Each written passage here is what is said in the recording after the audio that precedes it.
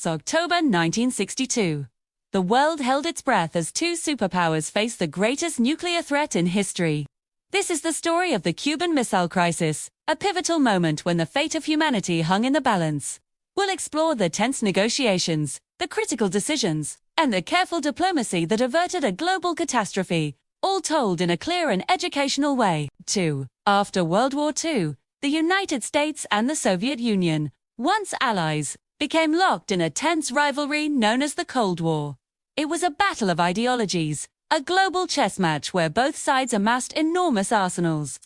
Then, in the fall of 1962, the world suddenly felt much smaller and far more dangerous. American U-2 spy planes, flying high over the Caribbean, captured shocking images. The evidence was undeniable. The Soviet Union was secretly installing medium-range nuclear missiles in Cuba, just 90 miles off the coast of Florida. This brought major American cities within striking distance, dramatically shifting the balance of power and placing the world on the brink of an unprecedented nuclear threat. Inside the White House, President John F. Kennedy convened his top advisors, a group known as ExCom. The atmosphere was thick with tension as they debated a response. The options were perilous. Should they launch a surgical airstrike to destroy the missile sites, risking an immediate and devastating Soviet retaliation? Or perhaps a full-scale invasion of Cuba? Some advisors pushed for aggressive military action, while others, like Attorney General Robert Kennedy, urged caution, fearing that a military strike would be an irreversible step toward all-out war.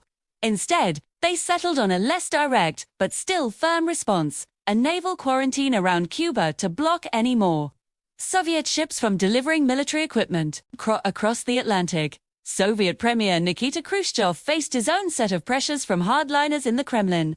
The leaders of the two most powerful nations on Earth were caught in a high-stakes standoff, where every decision had to be weighed with immense care to avoid a global disaster. For 13 tense days, from October 16th to the 28th, the world watched and waited. The U.S. naval blockade went into effect, with American warships forming a ring around Cuba. Soviet ships carrying military supplies were steaming toward the quarantine line. It was a direct confrontation, a dangerous game of chicken on the high seas. A single misstep, one misunderstanding, one shot fired in anger could have been the spark that ignited a nuclear conflict, engulfing the world in flames. Behind the public posturing and military maneuvering, a frantic and secret backchannel of communication was opened between Washington and Moscow. Kennedy and Khrushchev exchanged a series of urgent letters and messages, probing for a way out of the crisis without appearing weak. While the world saw a public display of calm and resolve from its leaders, behind the scenes, the situation was incredibly volatile. U-2 spy planes continued their reconnaissance flights over Cuba, gathering critical intelligence on the missile sites. One of these flights was tragically shot down, killing the pilot, Major Rudolph Anderson, and escalating the crisis to its most dangerous point. This incident nearly triggered an automatic U.S. military retaliation. It was a stark reminder of how quickly events could spiral out of control. Both leaders understood that the fate of millions rested on their ability to maintain control and find a peaceful resolution. Every move was meticulously planned, and every word in their secret correspondence was carefully chosen. Finally, a breakthrough.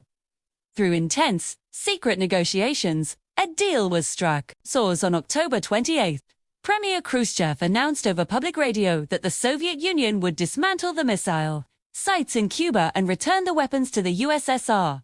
In return, President Kennedy publicly promised that the United States would not invade Cuba. Privately, the U.S. also agreed to a secret condition: the later removal of American Jupiter missiles from Turkey, which was seen by the Soviets as a parallel threat. Diplomacy had triumphed over confrontation. The world collectively sighed in relief as Soviet ships began removing the missiles, and the American naval quarantine was lifted. Humanity had narrowly avoided a global catastrophe. The crisis had brought the world closer to nuclear annihilation than ever before or since. The terrifying proximity to war forced both superpowers to reconsider the nature of their conflict. Thrusts in the aftermath.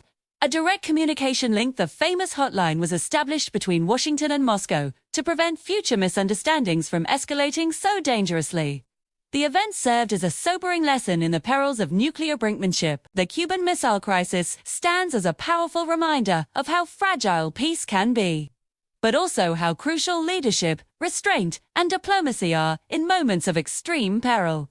It showed that even in the darkest of times, with the world on the brink, careful decisions and a genuine commitment to dialogue can prevent the unthinkable and save the world. Thank you for watching. If you found this historical account insightful, please like, share, and subscribe for more educational content.